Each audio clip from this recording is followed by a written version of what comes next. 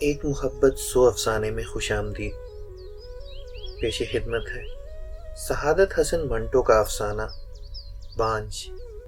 میری اور اس کی ملاقات آج سے ٹھیک 2 برس پہلے اپولو بندر پر ہوئی۔ شام کا وقت تھا۔ سورج کی آخری کرنیں سمندر کی ان دراز لہروں کے پیچھے غائب ہو چکی تھیں جو ساحل کے بینچ پر بیٹھ کر دیکھنے سے موٹے کپڑے کی تہ معلوم ہوتی تھی۔ میں گیٹ آف انڈیا کے اس طرف پہلا بینچ چھوڑ کر، جس پر ایک آدمی چمپی والے سے اپنے سر کی مالش کرا رہا تھا، دوسرے بینچ پر بیٹھا تھا اور حد نظر تک پھیلے ہوئے سمندر کو دیکھ رہا تھا۔ دور، بہت دور، جہاں سمندر اور آسمان گھل مل رہے تھے، بڑی بڑی لہریں آہستہ آہستہ اٹھ رہی تھیں اور ایسا معلوم ہوتا تھا کہ بہت بڑا گدلے رنگ کا قالین ہے جسے ادھر سے ادھر سمیٹا جا رہا ہے۔ ساحل کے سب کمکمے روشن تھے، جن کا عکس کنارے کے لرزاں پانی پر کپ کپاتی ہوئی موٹی لکیروں کی صورت میں جگہ جگہ رینگ رہا تھا۔ میرے پاس پتھریلی دیوار کے نیچے کئی کشتیوں کے لپٹے ہوئے بادبان اور بانس ہولے ہولے حرکت کر رہے۔ سمندر کی لہروں اور تماشائیوں کی آواز ایک گنگناہٹ بن کر فضا میں گھلی ہوئی تھی۔ کبھی کبھی کسی آنے یا جانے والی موٹر کے ہارن کی آواز بلند ہوتی اور یوں معلوم ہوتا کہ بڑی دلچسپ کہانی سننے کے دوران میں کسی نے زور سے کی ہے۔ ایسے ماحول میں سگریٹ پینے کا بہت مزہ آتا ہے۔ میں نے جیب میں ہاتھ ڈال کر سگریٹ کی ڈبیا نکالی، مگر ماچس نہ ملی، جانے کہاں بھول آیا تھا۔ سگریٹ کی ڈبیا واپس جیب میں رکھنے ہی والا تھا کہ پاس سے کسی نے کہا، ماچس لیجیے گا؟ میں نے مڑ کر دیکھا، بینچ کے پیچھے ایک نوجوان کھڑا تھا۔ یوں تو بمبئی کے عام باشندوں کا رنگ زرد ہوتا ہے، لیکن اس کا چہرہ خوفناک طور پر زرد تھا۔ میں نے اس کا شکریہ ادا کیا۔ آپ کی بڑی عنایت ہے۔ یہ سن کر اس نے ماچس کی ڈبیا جو اس کے ہاتھ ہی میں تھی میری طرف بڑھا دی۔ میں نے پھر شکریہ ادا کیا اور کہا، تشریف رکھیے۔ اس نے جواب دیا، آپ سگریٹ سلگا لیجئے، مجھے جانا ہے۔ مجھے ایسا معلوم ہوا کہ اس نے جھوٹ بولا ہے، کیونکہ اس کے لہجے سے اس بات کا پتہ چلتا تھا کہ اسے کوئی جلدی نہیں ہے اور نہ اسے کہیں جانا ہے۔ آپ کہیں گے کہ لہجے سے ایسی باتوں کا پتہ کیسے چل سکتا ہے، لیکن حقیقت یہ ہے کہ مجھے اس وقت ایسا ہی محسوس ہوا۔ چنانچہ میں نے ایک بار پھر کہا، ایسی جلدی کیا ہے، تشریف رکھیے، اور یہ کہہ کر میں نے سگریٹ کی ڈبیا اس کی طرف بڑھا دی۔ شوق فرمائیے۔ اس نے سگریٹ کی چھاپ کی طرف دیکھا اور جواب دیا، شکریہ، میں صرف اپنا برانڈ پیا کرتا ہوں۔ آپ مانے نہ مانے، مگر میں قسمیاں کہتا ہوں کہ اس بار اس نے پھر جھوٹ بولا۔ اس مرتبہ پھر اس کے لہجے نے چگلی کھائی اور مجھے اس سے دلچسپی پیدا ہو گئی، اس لیے کہ میں نے اپنے دل میں قصد کر لیا تھا کہ اسے ضرور اپنے پاس بٹھاؤں گا اور اپنا سگریٹ پلواؤں گا۔ میرے خیال کے مطابق اس میں کوئی مشکل بات ہی نہ تھی، کیونکہ اس کے 2 ہی جملوں نے مجھے بتا دیا تھا کہ وہ اپنے آپ کو دھوکہ دے رہا ہے۔ اس کا جی چاہتا ہے کہ میرے پاس بیٹھے اور سگریٹ پیے، لیکن بیک وقت اس کے دل میں یہ خیال بھی پیدا ہوتا ہے کہ میرے پاس نہ بیٹھے اور میرا سگریٹ نہ پیے۔ چنانچہ ہاں اور نہ کا یہ تصادم اس کے لہجے میں صاف طور پر مجھے نظر آیا۔ آپ یقین جانیے کہ اس کا وجود بھی ہونے اور نہ ہونے کے بیچ میں لٹکا ہوا تھا۔ اس کا چہرہ، جیسا کہ میں بیان کر چکا ہوں، بے حد پتلا تھا۔ اس پر اس کی ناک، آنکھوں اور منہ کے خطوط اس قدر مدھم تھے جیسے کسی نے تصویر بنائی ہے اور اسے پانی سے دھو ڈالا ہے۔ کبھی کبھی اس کی طرف دیکھتے دیکھتے اس کے ہونٹ ابھر آتے، لیکن پھر راکھ میں لپٹی ہوئی چنگاری کی مانند سو جاتے۔ اس کے چہرے کے دوسرے خطوط کا بھی یہی حال تھا۔ اس کی آنکھیں گدلے پانی کی 2 بڑی بڑی بوندیں تھیں جس پر اس کی چھدری پلکیں جھکی ہوئی تھیں۔ بال کالے تھے، مگر ان کی سیاہی جلے ہوئے کاغذ کی مانند تھی جس میں بھوسلا پن بھی ہوتا ہے۔ قریب سے دیکھنے پر اس کی ناک کا صحیح نقشہ معلوم ہو سکتا تھا، مگر دور سے دیکھنے پر وہ بالکل چپٹی معلوم ہوتی تھی، کیونکہ جیسا کہ میں اس سے پیشتر بیان کر چکا ہوں، اس کے چہرے کے خطوط بالکل ہی مدھم تھے۔ اس کا قد عام لوگوں جتنا تھا، یعنی نہ چھوٹا نہ بڑا۔ البتہ جب وہ ایک خاص انداز سے، یعنی اپنی کمر کی ہڈی کو ڈھیلا چھوڑ کے کھڑا ہوتا تو اس کے قد میں نمایاں فرق پیدا ہو جاتا تھا۔ اس طرح جب وہ ایک دم کھڑا ہوتا تو اس کا قد جسم کے مقابلے میں بہت بڑا دکھائی دیتا تھا۔ کپڑے اس کے خستہ حالت میں تھے، لیکن میلے نہیں تھے۔ کوٹ کی آستینوں کے آخری حصے کثرت استعمال کے باعث گھس گئے تھے اور پھوسڑے نکل آئے تھے۔ کالر کھلا تھا اور قمیض بس ایک اور دھلائی کی مار تھی، مگر ان کپڑوں میں بھی وہ خود کو ایک باوقار انداز میں پیش کرنے کی سعی کر رہا تھا۔ میں نے سعی کر رہا تھا اس لیے کہا کیونکہ جب میں نے اس کی طرف دیکھا تو اس کے سارے وجود میں بے چینی کی لہر دوڑ گئی۔ اور مجھے ایسا معلوم ہوا تھا کہ وہ اپنے آپ کو میری نگاہوں سے اوجھل رکھنا چاہتا ہے۔ میں اٹھ کھڑا ہوا اور سگریٹ سلگا کر اس کی طرف پھر ڈبیا بڑھا دی۔ شوق فرمائیے۔ یہ میں نے کچھ اس طریقے سے کہا اور فوراً ہی ماچس سلگا کر اس انداز سے پیش کی کہ وہ سب کچھ بھول گیا۔ اس نے ڈبیا میں سے سگریٹ نکال کر منہ میں دبا لیا اور اسے سلگا کر پینا بھی شروع کر دیا، لیکن ایکا ایکی اسے اپنی غلطی کا احساس ہوا اور منہ سے سگریٹ نکال کر مصنوعی کھانسی کے آثار حلق میں پیدا کرتے ہوئے اس نے کہا کہ وینڈر مجھے راس نہیں آتے، ان کا تمباکو بہت تیز ہے، میرے گلے میں فوراً خراشیں پیدا ہو جاتی ہیں۔ میں نے اس سے پوچھا آپ کون سے سگریٹ پسند کرتے ہیں؟ اس نے تتلا کر جواب دیا میں دراصل سگریٹ بہت کم پیتا ہوں کیونکہ ڈاکٹر رولکر نے منع کر رکھا ہے، ویسے میں 3-5 پیتا ہوں جن کا تمباکو بہت تیز نہیں ہوتا۔ اس نے جس ڈاکٹر کا نام لیا وہ بمبئی کا بہت بڑا ڈاکٹر ہے، اس کی فیس 10 روپے ہے۔ جن سگریٹوں کا اس نے حوالہ دیا ان کے متعلق بھی آپ کو معلوم ہوگا کہ بہت مہنگے داموں پر ملتے ہیں۔ اس نے ایک ہی سانس میں 2 جھوٹ بولے جو مجھے ہضم نہ ہوئے، مگر میں خاموش رہا، حالانکہ سچ عرض کرتا ہوں اس وقت میرے دل میں یہی خواہش چٹکیاں لے رہی تھی کہ اس کا غلاف اتار دوں اور اس کی دروغ گوئی کو بے نقاب کر دوں اور اسے کچھ اس طرح شرمندہ کروں کہ وہ مجھ سے معافی مانگے۔ مگر میں نے جب اس کی طرف دیکھا تو اس فیصلے پر پہنچا کہ اس نے جو کچھ کہا ہے اس کا جزو بن کر رہ گیا ہے۔ جھوٹ بول کر چہرے پر جو ایک سرخی سی دوڑ جایا کرتی ہے مجھے نظر نہ آئی، بلکہ میں نے دیکھا وہ جو کچھ کہہ چکا ہے اس کو حقیقت سمجھتا ہے۔ اس کے جھوٹ میں اس قدر اخلاص تھا، یعنی اس نے اتنے پرخلوص طریقے سے جھوٹ بولا تھا کہ اس کی میزان احساس میں ہلکی سی جنبش بھی پیدا نہیں ہوئی تھی۔ خیر، اس قصے کو چھوڑیے، ایسی باریکیاں میں آپ کو بتانے لگوں تو صفوں کے صفحے کالے ہو جائیں گے اور افسانہ بہت خشک ہو جائے گا۔ تھوڑی سی رسمی گفتگو کے بعد میں نے اس کو راہ پر لگا لیا اور ایک سگریٹ پیش کر کے سمندر کے دلفریب منظر کی بات چھیڑ دی۔ کیونکہ افسانہ نگار ہوں اس لیے کچھ اس دلچسپ طریقے پر اسے سمندر، اپولو بندر اور وہاں آنے جانے والے تماشائیوں کے بارے میں چند باتیں سنائیں کہ 6 سگریٹ پینے پر بھی اس کے حلق میں خرخراہٹ پیدا نہ ہوئی۔ اس نے میرا نام پوچھا، میں نے بتایا تو وہ اٹھ کھڑا ہوا اور کہنے لگا آپ مسٹر ہیں، میں آپ کے کئی افسانے پڑھ چکا ہوں، مجھے معلوم نہ تھا کہ آپ ہی ہیں، مجھے آپ سے مل کر بہت خوشی ہوئی، واللہ بہت خوشی ہوئی ہے۔ میں نے اس کا شکریہ ادا کرنا چاہا مگر اس نے اپنی بات شروع کر دی۔ ہاں، خوب یاد آیا، ابھی حال ہی میں نے آپ کا ایک افسانہ پڑھا ہے، عنوان بھول گیا ہوں۔ اس میں آپ نے ایک لڑکی پیش کی ہے جو کسی مرد سے محبت کرتی تھی مگر وہ اسے دھوکہ دے گیا۔ اسی لڑکی سے ایک اور مرد بھی محبت کرتا تھا جو افسانہ سناتا ہے۔ جب اس کو لڑکی کی افتاد کا پتہ چلتا ہے تو وہ اس سے ملتا ہے اور اس سے کہتا ہے کہ زندہ رہو، ان چند گھڑیوں کی یاد میں اپنی زندگی کی بنیادیں کھڑی کرو جو تم نے اس کی محبت میں گزاری ہیں، اس مسرت کی یاد میں جو تم نے چند لمحات کے لیے حاصل کی تھی۔ مجھے اصل عبارت یاد نہیں رہی، لیکن مجھے بتائیے کیا ایسا ممکن ہے؟ ممکن کو چھوڑیے، آپ یہ بتائیے کیا وہ آدمی آپ ہی تو نہیں تھے؟ معاف کیجیے گا، میں ایسے سوال کر رہا ہوں جو مجھے نہیں کرنے چاہیے، مگر کیا آپ ہی نے اس سے کوٹھے پر ملاقات کی تھی اور اس کی تھکی ہوئی جوانی کو اونگتی ہوئی چاندنی میں چھوڑ کر نیچے اپنے کمرے میں سونے کے لیے چلے آئے تھے؟ یہ کہتے ہوئے وہ ایک دم ٹھہر گیا۔ مگر مجھے ایسی باتیں نہیں پوچھنی چاہیے، اپنے دل کا حال کون بتاتا ہے؟ اس پر میں نے کہا میں آپ کو بتاؤں گا، لیکن پہلی ملاقات میں سب کچھ پوچھ لینا اور سب کچھ بتانا اچھا معلوم نہیں ہوتا۔ آپ کا کیا خیال ہے؟ وہ جوش جو گفتگو کرتے وقت اس کے اندر پیدا ہو گیا تھا ایک دم ٹھنڈا پڑ گیا۔ اس نے دھیمے لہجے میں کہا، آپ کا فرمانا بالکل درست ہے، مگر کیا پتا ہے کہ آپ سے پھر کبھی ملاقات ہو نہ ہو۔ اس پر میں نے کہا، اس میں شک نہیں، بمبئی بہت بڑا شہر ہے، لیکن ہماری ایک نہیں بہت سی ملاقاتیں ہو سکتی ہیں۔ بیکار آدمی ہوں، یعنی افسانہ نگار، شام کو ہر روز اسی وقت بشرطے کہ بیمار نہ ہو جاؤں آپ مجھے ہمیشہ اسی جگہ پر پائیں گے۔ یہاں بے شمار لڑکیاں سیر کو آتی ہیں اور میں اس لیے آتا ہوں کہ خود کو کسی کی محبت میں گرفتار کر سکوں۔ محبت بری چیز نہیں ہے۔ محبت اس نے اس سے آگے کچھ کہنا چاہا مگر نہ کہہ سکا اور جلتی ہوئی رسی کی طرح آخری بل کھا کر خاموش ہو گیا۔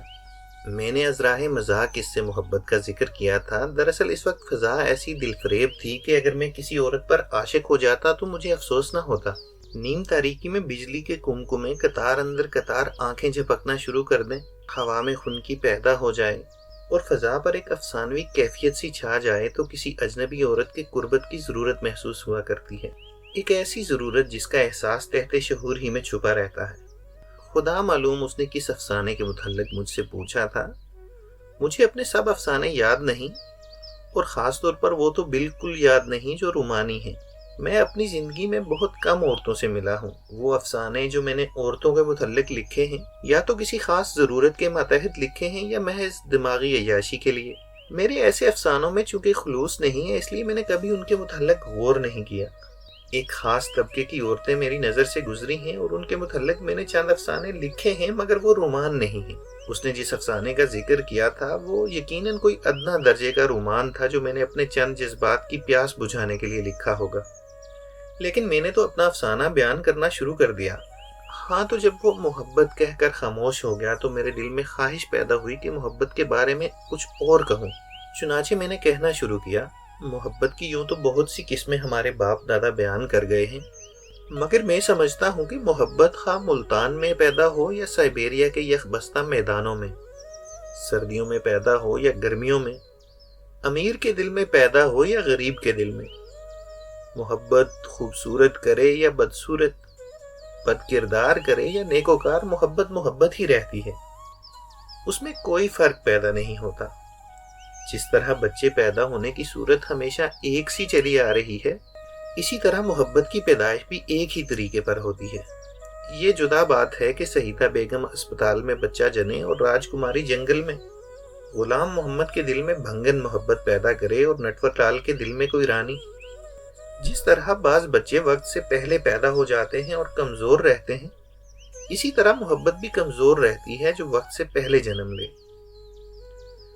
بعض دفعہ بچے بڑی تکلیف سے پیدا ہوتے ہیں اور بعض دفعہ محبت بھی بڑی تکلیف دے کر پیدا ہوتی ہے۔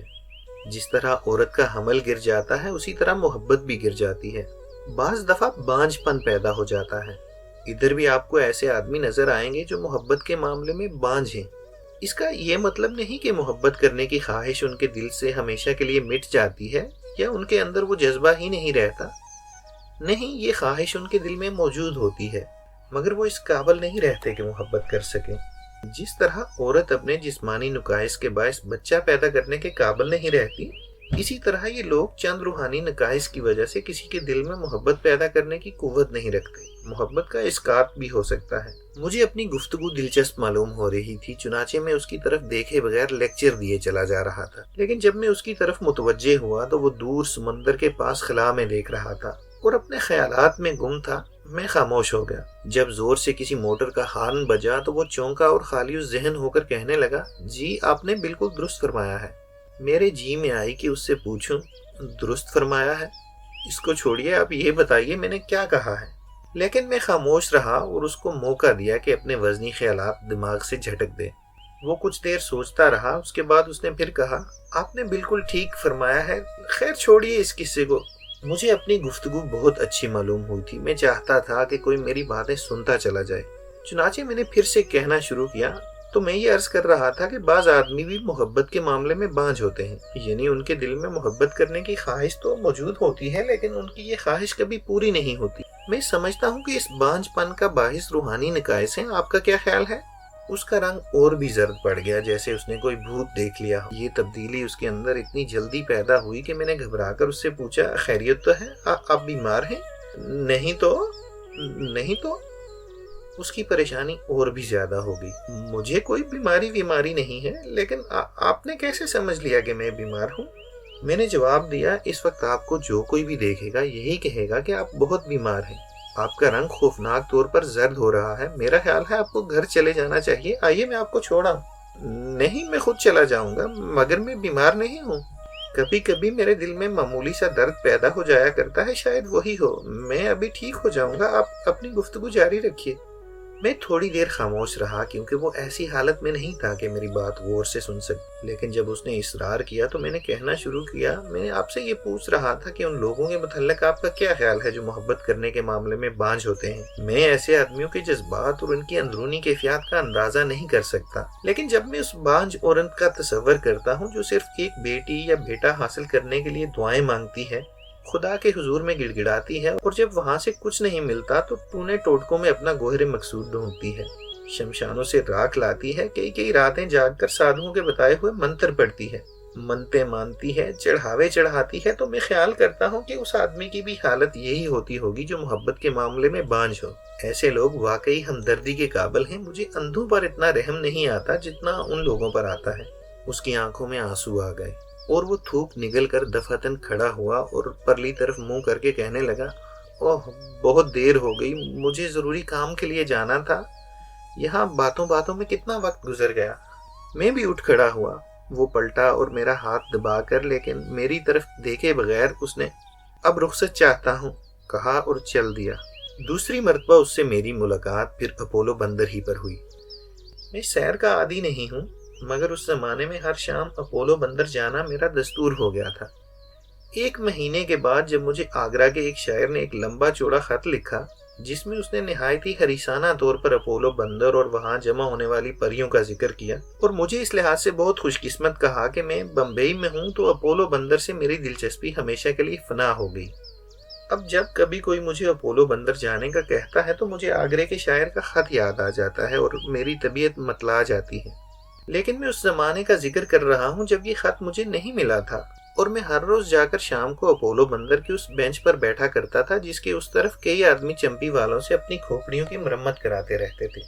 دن پوری طرح ڈھل چکا تھا اور اجالے کا کوئی نشان باقی نہ رہا تھا۔ اکتوبر کی گرمی میں کمی واقع نہیں ہوئی تھی۔ ہوا چل رہی تھی تھکے ہوئے مسافر کی طرح۔ سیر کرنے والوں کا ہجوم زیادہ تھا۔ میرے پیچھے موٹریں ہی موٹریں کھڑی تھیں۔ بینچ بھی سب کے سب پر تھے۔ جہاں بیٹھتا تھا وہاں 2 باتونی، ایک گجراتی اور ایک پارسی نہ جانے کب کے جمع ہوئے تھے۔ دونوں گجراتی بولتے تھے مگر مختلف لب و لہجہ سے۔ پارسی کی آواز میں 2 سر تھے، کبھی وہ باریک سر میں بات کرتا تھا، کبھی موٹے سر میں۔ جب دونوں تیزی سے بولنا شروع کر دیتے تو ایسا معلوم ہوتا جیسے طوطے مینا کی لڑائی ہو رہی ہے۔ میں ان کی لامتناہی گفتگو سے تنگ آ کر اٹھا اور ٹہلنے کی خاطر تاج محل ہوٹل کا رخ کرنے ہی لگا تھا کہ سامنے سے وہ مجھے آتا دکھائی دیا۔ مجھے اس کا نام معلوم نہیں تھا، اس لیے میں اسے پکار نہ سکا، لیکن جب اس نے مجھے دیکھا تو اس کی نگاہیں ساکن ہو گئیں، جیسے اسے وہ چیز مل گئی ہو جس کی اسے تلاش تھی۔ کوئی بینچ خالی نہیں تھا، اس لیے میں نے اس سے کہا، آپ سے بہت دیر کے بعد ملاقات ہوئی، چلیے سامنے ریستوران میں بیٹھتے ہیں، یہاں کوئی بینچ خالی نہیں ہے۔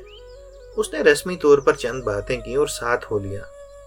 چند گزوں کا فاصلہ طے کرنے پر ہم دونوں ریستوران میں بیٹھ کی بڑی بڑی کرسیوں پر بیٹھ گئے۔ چائے کا آرڈر دے کر میں نے اس کی طرف سگریٹوں کا ٹن بڑھا دیا۔ اتفاق کی بات ہے میں نے اسی روز 10 روپے دے کر ڈاکٹر ارولکر سے مشورہ لیا تھا، اور اس نے مجھ سے کہا تھا کہ اول تو سگریٹ پینا ہی موقوف کر دو، اور اگر تم ایسا نہیں کر سکتے تو اچھی سگریٹ پیا کرو، مثال کے طور پر 555۔ چنانچہ میں نے ڈاکٹر کے کہنے کے مطابق یہ ٹین اسی شام خریدا تھا۔ اس نے ڈبے کی طرف غور سے دیکھا، پھر میری طرف نگاہیں اٹھائیں، کچھ کہنا چاہا مگر خاموش ہو گیا۔ میں ہنس پڑا۔ آپ یہ نہ سمجھیے گا کہ میں نے آپ کے کہنے پر یہ سگریٹ پینا شروع کیے ہیں۔ اتفاق کی بات ہے آج مجھے بھی ڈاکٹر ارولکر کے پاس جانا پڑا کیونکہ کچھ دنوں سے میرے سینے میں درد ہو رہا ہے۔ چنانچہ اس نے مجھ سے یہ کہا کہ یہ سگریٹ پیا کرو لیکن بہت کم۔ میں نے یہ کہتے ہوئے اس کی طرف دیکھا اور محسوس کیا کہ اس کو میری یہ باتیں ناگوار معلوم ہوئی ہیں۔ چنانچہ میں نے فوراً اپنی جیب سے وہ نسخہ نکالا جو ڈاکٹر ارولکر نے مجھے لکھ کر دیا تھا۔ یہ کاغذ میز پر میں نے اس کے سامنے رکھ دیا۔ یہ عبارت مجھ سے پڑھی تو نہیں جاتی تھی مگر ایسا معلوم ہوتا ہے کہ ڈاکٹر صاحب نے وٹامن کا سارا خاندان اس نسخے میں جمع کر دیا ہے۔ اس کاغذ کو جس پر ابھرے ہوئے کالے حروف میں ڈاکٹر ارولکر کا نام اور پتہ مندرج تھا اور تاریخ بھی لکھی ہوئی تھی، اس نے چور نگاہوں سے دیکھا، اور وہ اضطراب جو اس کے چہرے پر پیدا ہو گیا تھا فوراً دور ہو گیا۔ چنانچہ اس نے مسکرا کر کہا، کیا وجہ ہے کہ اکثر لکھنے والوں کے اندر وٹامنز ختم ہو جاتی ہیں؟ میں نے جواب دیا، اس لیے کہ انہیں کھانے کو کافی نہیں ملتا، کام زیادہ کرتے ہیں لیکن اجرت بہت کم ملتی ہے۔ اس کے بعد چائے آ گئی اور دوسری باتیں شروع ہو گئیں۔ پہلی ملاقات اور اس ملاقات میں غالباً 2.5 مہینے کا فاصلہ تھا۔ اس کے چہرے کا رنگ پہلے سے زیادہ پیلا تھا، آنکھوں کے گرد سیاہ حلقے پیدا ہو رہے تھے۔ اسے غالباً کوئی روحانی تکلیف تھی جس کا احساس اسے ہر وقت رہتا تھا، کیونکہ باتیں کرتے کرتے وہ بعض اوقات ٹھہر جاتا اور اس کے ہونٹوں سے غیر ارادی طور پر آہ نکل آتی۔ اگر ہنسنے کی کوشش بھی کرتا تو اس کے ہونٹوں میں زندگی پیدا نہیں ہوتی تھی۔ میں نے یہ کیفیت دیکھ کر اس سے اچانک طور پر پوچھا، آپ اداس کیوں ہیں؟ اداس ایک پھیکی سی مسکراہٹ جو ان مرنے والوں کے لبوں پر پیدا ہوتی ہے جو ظاہر کرنا چاہتے ہیں کہ وہ موت سے خائف نہیں، اس کے ہونٹوں پر پھیلی۔ میں اداس نہیں ہوں، آپ کی طبیعت اداس ہوگی۔ یہ کہہ کر اس نے ایک ہی گھونٹ میں چائے کی پیالی خالی کر دی اور اٹھ کھڑا ہوا۔ اچھا تو میں اجازت چاہتا ہوں، ایک ضروری کام سے جانا ہے۔ مجھے یقین تھا کہ اسے کسی ضروری کام سے نہیں جانا ہے، مگر میں نے اسے نہ روکا اور جانے دیا۔ اس دفعہ پھر اس کا نام دریافت نہ کر سکا، لیکن اتنا پتہ چل گیا کہ وہ ذہنی اور روحانی طور پر بے حد پریشان تھا۔ وہ اداس تھا، بلکہ یوں کہیے کہ اداسی اس کے رگ و ریشہ میں سرایت کر چکی تھی، مگر وہ نہیں چاہتا تھا کہ اس کی اداسی کا دوسروں کو علم ہو۔ وہ دو زندگیاں بسر کرنا چاہتا تھا، ایک وہ جو حقیقت تھی اور ایک وہ جس کی تخلیق میں وہ ہر گھڑی ہر لمحہ مصروف رہتا تھا۔ لیکن اس کی نجی زندگی کے یہ دونوں پہلو ناکام تھے۔ کیوں، یہ مجھے معلوم نہیں۔ اس سے تیسری مرتبہ میری ملاقات پھر اپولو بندر پر ہوئی۔ اس دفعہ میں اسے اپنے گھر لے گیا۔ راستے میں ہماری کوئی بات چیت نہیں ہوئی، لیکن گھر پر اس کے ساتھ بہت سی باتیں ہوئیں۔ جب وہ میرے کمرے میں داخل ہوا تو اس کے چہرے پر چند لمحات کے لیے اداسی چھا گئی، مگر وہ فوراً ہی سنبھل گیا اور اس نے اپنی عادت کے خلاف اپنے آپ کو بہت تر و تازہ اور باتونی ظاہر کرنے کی کوشش کی۔ اس کی اس حالت کو دیکھ کر مجھے اس پر اور بھی ترس آیا۔ وہ ایک موت جیسی یقینی حقیقت کو جھٹلا رہا تھا، اور مزہ یہ ہے کہ اس خود فریبی سے کبھی کبھی وہ بہت مطمئن بھی نظر آتا تھا۔ باتوں کے دوران میں اس کی نظر میرے میز پر پڑی۔ شیشے کے فریم میں اس کو ایک لڑکی کی تصویر نظر آئی۔ اٹھ کر اس نے تصویر کی طرف جاتے ہوئے کہا، کیا میں آپ کی اجازت سے یہ تصویر دیکھ سکتا ہوں؟ میں نے کہا، بسد شوق۔ اس نے تصویر کو ایک نظر دیکھا اور دیکھ کر کرسی پر بیٹھ گیا۔ اچھی خوبصورت لڑکی ہے، میں سمجھتا ہوں کہ آپ کی… جی نہیں، ایک زمانہ میں اس سے محبت کرنے کا خیال میرے دل میں پیدا ہوا تھا، بلکہ یوں کہیے تھوڑی سی محبت میرے دل میں پیدا ہو بھی گئی تھی، مگر افسوس ہے کہ اس کو اس کی خبر تک نہ ہوئی، اور میں نہیں بلکہ وہ خود بیاہ دی گئی۔ یہ تصویر میری پہلی محبت کی یادگار ہے جو اچھی طرح پیدا ہونے سے پہلے ہی مر گئی۔ یہ آپ کی محبت کی یادگار ہے؟ اس کے بعد تو آپ نے بہت سے رومان بھی لڑائے ہوں گے۔ اس نے اپنے خشک ہونٹوں پر زبان پھیری۔ یعنی آپ کی زندگی میں تو کئی ایسی نامکمل اور مکمل محبتیں موجود ہوں گی۔ میں کہنے ہی والا تھا کہ جی نہیں، خاکسار بھی محبت کے معاملے میں آپ جیسا ہی بنجر ہے، مگر جانے کیوں یہ کہتا کہتا رک گیا اور خواہ جھوٹ بول دیا۔ جی ہاں، ایسے سلسلے ہوتے ہی رہتے ہیں۔ آپ کی کتاب زندگی بھی تو ایسے واقعات سے بھرپور ہوگی۔ وہ کچھ نہ بولا اور بالکل خاموش ہو گیا، جیسے کسی گہرے سمندر میں غوطہ لگا گیا ہے۔ دیر تک جب وہ اپنے خیالات میں غرق رہا اور میں اس کی خاموشی سے اداس ہونے لگا تو میں نے کہا، اجی حضرت، آپ کن خیالات میں کھو گئے؟ وہ چونک پڑا۔ میں کچھ نہیں، ایسے ہی کچھ سوچ رہا تھا۔ میں نے پوچھا، کوئی بیتی ہوئی کہانی یاد آ گئی؟ کوئی بچھڑا ہوا سپنا مل گیا؟ پرانے زخم ہرے ہو گئے؟ پرانے زخم؟ کئی زخم تو نہیں، صرف ایک ہی ہے، بہت گہرا، بہت کاری، اور زخم میں چاہتا بھی نہیں، ایک ہی زخم کافی ہے۔ یہ کہہ کر وہ اٹھ کھڑا ہوا اور میرے کمرے میں ٹہلنے کی کوشش کرنے لگا، کیونکہ اس چھوٹی سی جگہ میں جہاں کرسیاں، میز اور چارپائی سب کچھ پڑا تھا، ٹہلنے کے لیے کوئی جگہ نہیں تھی۔ میز کے پاس اسے رکنا پڑا۔ تصویر کو اب کی دفعہ گہری نظروں سے دیکھا اور کہا، اس میں اور اس میں کتنی مشابہت ہے، مگر اس کے چہرے پر ایسی شوخی نہیں تھی۔ اس کی آنکھیں بڑی تھیں، مگر ان آنکھوں کی طرح ان میں شرارت نہیں تھی۔ وہ فکر مند آنکھیں تھیں، ایسی آنکھیں جو دیکھتی بھی ہیں اور سمجھتی بھی ہیں۔ یہ کہتے ہوئے اس نے ایک سرد آہ بھری اور کرسی پر بیٹھ گیا۔ موت بالکل ناقابل فہم چیز ہے، خاص طور پر اس وقت جب کہ یہ جوانی میں آئے۔ میں سمجھتا ہوں کہ خدا کے علاوہ ایک اور طاقت بھی ہے جو بڑی حاسد ہے، جو کسی کو خوش دیکھنا نہیں چاہتی۔ مگر چھوڑیے اس قصے کو۔ میں نے اس سے کہا، نہیں، آپ سناتے جائیے، لیکن اگر آپ ایسا مناسب سمجھے، سچ پوچھیے تو میں یہ سمجھ رہا تھا کہ آپ نے کبھی محبت کی ہی نہ ہوگی۔ یہ آپ نے کیسے سمجھ لیا کہ میں نے کبھی محبت کی ہی نہیں؟ اور ابھی تو آپ کہہ رہے تھے کہ میری کتاب زندگی ایسے کئی واقعات سے بھری پڑی ہوگی۔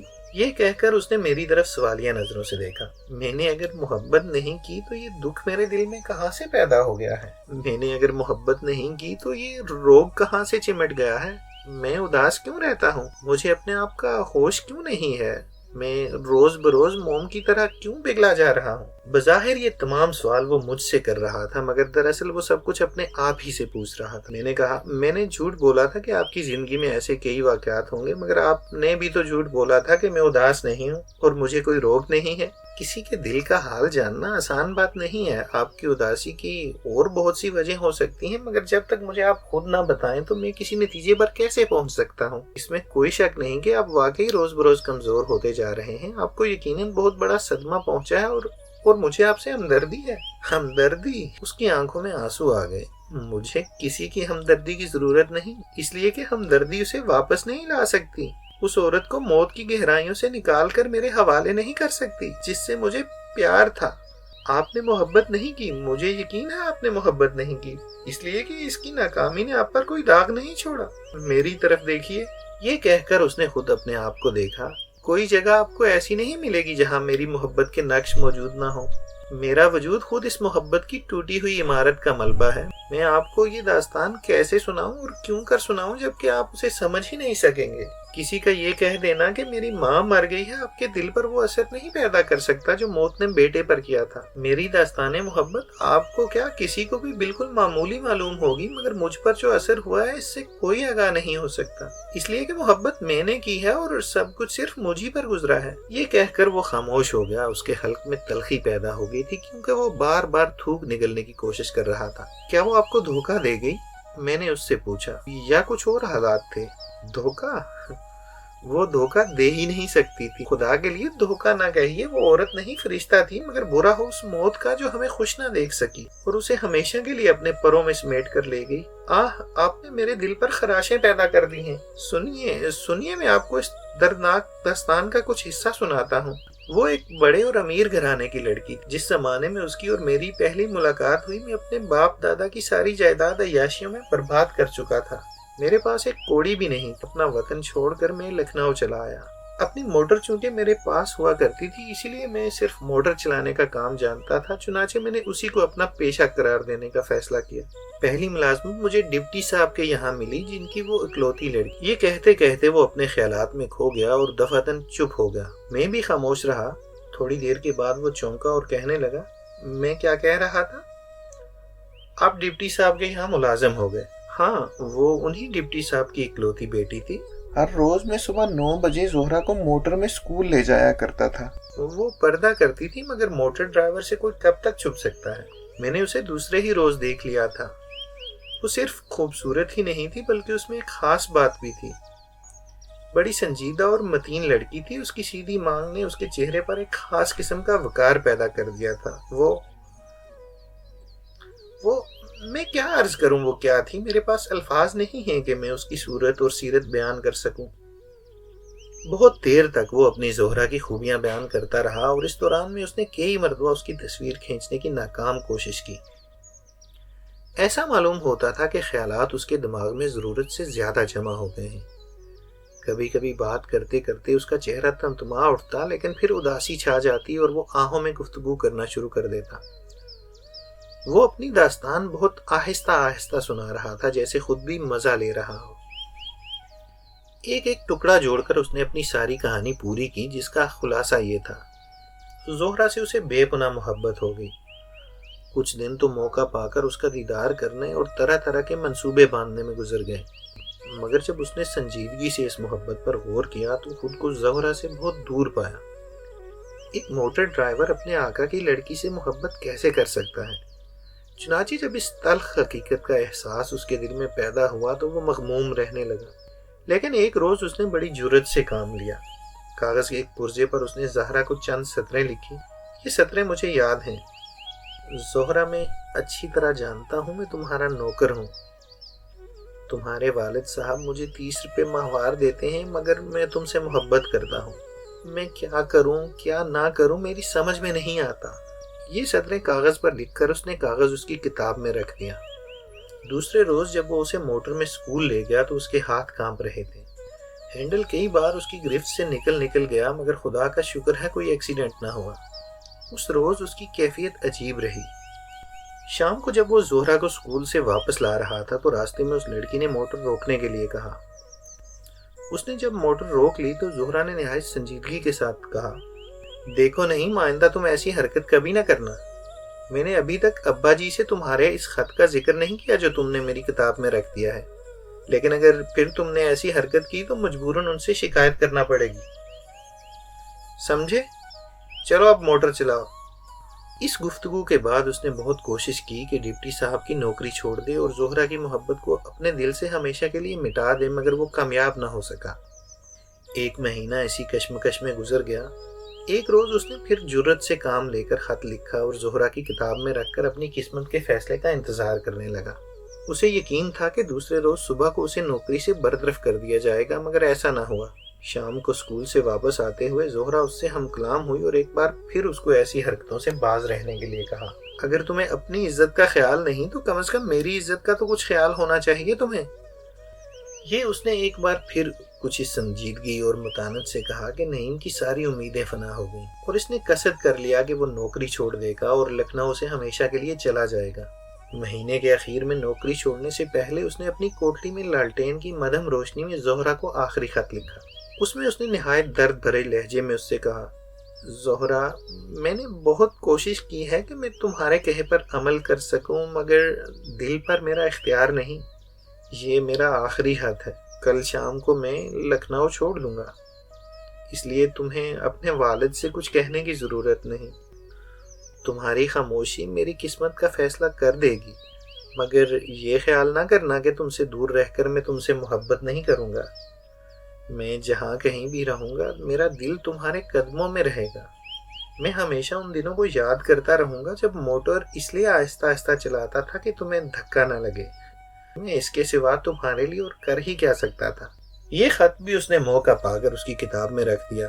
صبح کو زہرا نے اسکول جاتے ہوئے اس سے کوئی بات نہ کی اور شام کو بھی راستے میں اس نے کچھ نہ کہا۔ چنانچہ وہ بالکل نا امید ہو کر اپنی کوٹری میں چلا آیا۔ جو تھوڑا بہت اسباب اس کے پاس تھا باندھ کر اس نے ایک طرف رکھ دیا اور لالٹین کی اندھی روشنی میں چارپائی پر بیٹھ کر سوچنے لگا کہ زہرا اور اس کے درمیان کتنا بڑا فاصلہ ہے۔ وہ بے حد مغموم تھا، اپنی پوزیشن سے اچھی طرح واقف تھا۔ اسے اس بات کا احساس تھا کہ وہ ایک ادنا درجے کا ملازم ہے اور اپنے آقا کی لڑکی سے محبت کرنے کا کوئی حق نہیں رکھتا، لیکن اس کے باوجود کبھی کبھی سوچتا کہ اگر وہ اس سے محبت کرتا ہے تو اس میں اس کا کیا قصور ہے، اور پھر اس کی محبت فریب تو نہیں۔ وہ اسی ادھیڑ بن میں تھا کہ رات کے قریب اس کے کوٹھے کے دروازے پر دستک ہوئی۔ اس کا دل دھک سے رہ گیا، لیکن پھر اس نے خیال کیا کہ مال ہی ہوگا، ممکن ہے اس کے گھر میں کوئی ایک بیمار پڑ گیا ہو اور وہ اس سے مدد لینے کے لیے آیا ہو۔ لیکن جب اس نے دروازہ کھولا تو زہرا سامنے کھڑی تھی۔ جی ہاں، زہرا۔ دسمبر کی سردی میں شال کے بغیر وہ اس کے سامنے کھڑی تھی۔ اس کی زبان گنگ ہو گئی، اس کی تو سمجھ میں نہیں آتا تھا کہ کیا کہے۔ چند لمحات قبر کی سی خاموشی میں گزر گئے۔ آخر زہرا کے ہونٹ واہ ہوئے اور تھرتھراتے ہوئے لہجے میں اس نے کہا، نہیں، میں تمہارے پاس آ گئی ہوں، بتاؤ تم کیا چاہتے ہو؟ لیکن اس سے پہلے کہ میں تمہاری کوٹری میں داخل ہوں میں تم سے چند سوال کرنا چاہتی ہوں۔ نعیم خاموش رہا، لیکن زہرا اس سے پوچھنے لگی، کیا واقعی تم مجھ سے محبت کرتے ہو؟ نعیم کو جیسے ٹھیس لگی تھی، اس کا چہرہ تمتما اٹھا۔